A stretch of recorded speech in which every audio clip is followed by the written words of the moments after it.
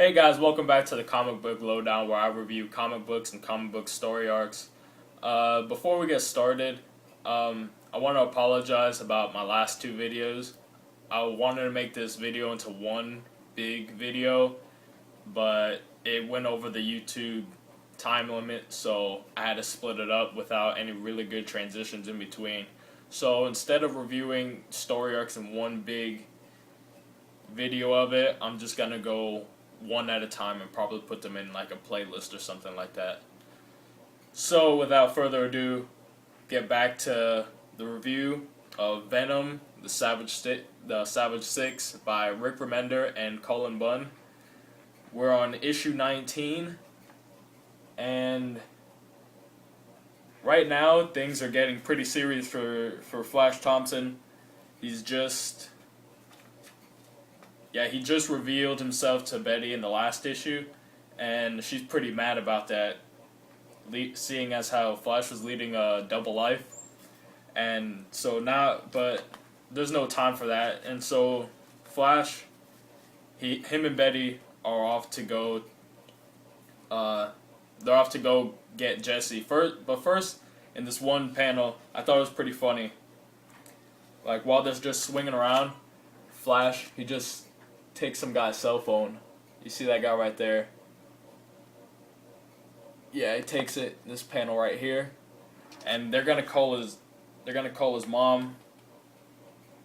But and a really disturbing page right here. While the phone's ringing, you just see Flash's mom.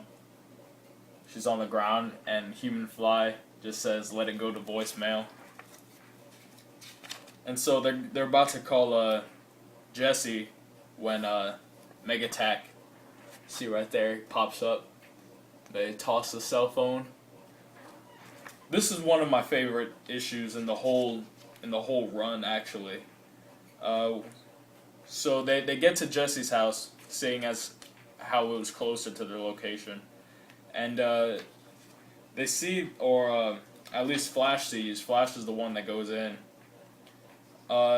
He's got his gun drawn, and he's on alert just in case anybody's there with him, and he goes into the room, into Jesse's room and into the master bedroom where her and her husband sleep, and he goes in there, and you just see the shock on his face in these panels right here, and he drops the gun, and a really disturbing. Just see that Jackolantern does his signature, I don't know, murder, you could call it, on Jesse's husband, and Flash feels pretty guilty about it. And then he finds a blanket, and like his sister's voice is coming from the blanket, so he's really hesitant to take off the blanket because he feels like Jackalantern probably done something to his sister that is terrible, and he doesn't want to see it. But as long as she's alive, is what he's thinking. And what really upset me, first reading, just you see Jackalantern's Jackobots they were mimicking his sister's voice, and so he's got to fight them.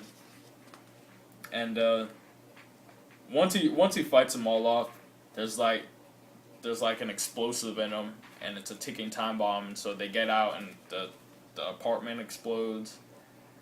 And so now Jackalantern has not Betty. Jackalantern has Jesse, and Betty and Flash are just thinking about where they could have gone.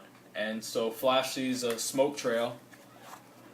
Right in that panel right there, he sees a smoke trail, and of course smoke trails mean Jackalantern.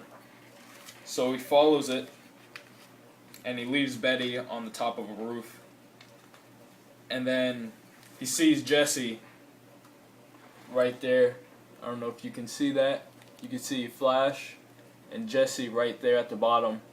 And out of nowhere, you just see Jackalantern comes out, and he right there.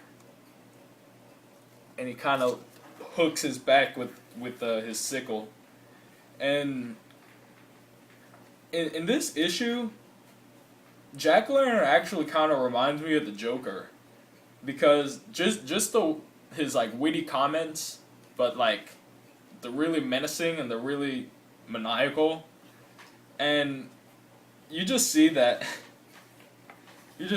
Flash right there. He just shoots him a bunch of times through his body, and he pretty much just gets back up.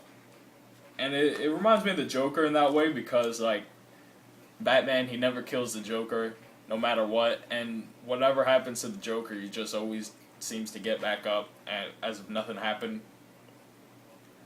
But what's really cool about this, and what everybody really likes about this issue, is the whole part where Jackolantern does his Green Goblin impersonation, and he says, I remember this story about how old Webhead couldn't save some pretty girl from a terrible fall.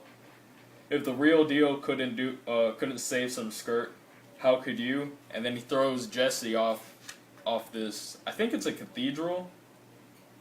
I think so. He throws Jesse off this cathedral, like how Green Goblin threw Gwen Stacy off the bridge, and Flash is forced to save her.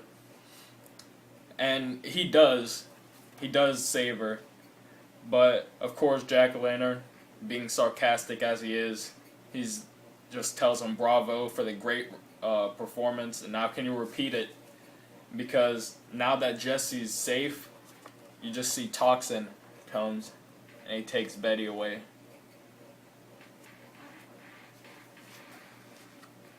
And the end of this had me waiting. Just this whole story arc, after every issue, it just always has you waiting, anticipating the next issue, because after each issue it leaves you on such an incredible cliffhanger, and in this issue, no different. So Jackolantern, he says, "Oh, tough break," after Thompson takes Betty. He's like, "Oh, tough break. I gotta be going now. Bullet holes to patch, girls to slaughter." And he says, "Just one question before I go. Have you visited your mom recently?" And then they show, when he says, "Have you visited your mom recently?" they show the human fly. And so, when that happened, I don't want to say shocked.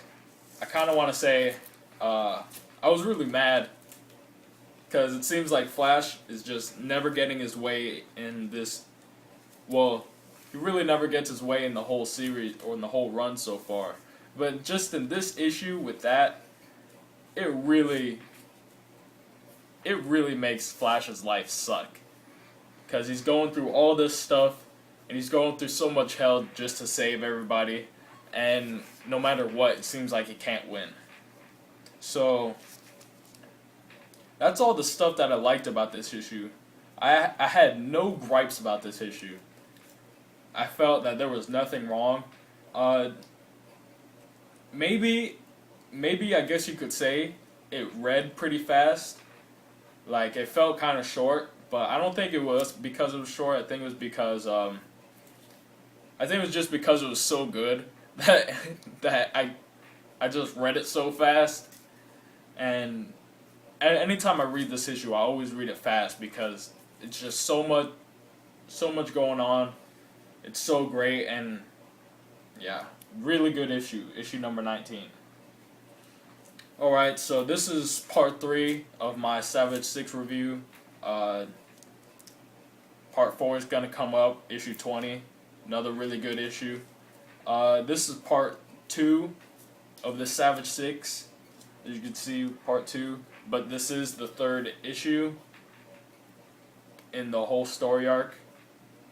And so see you next time.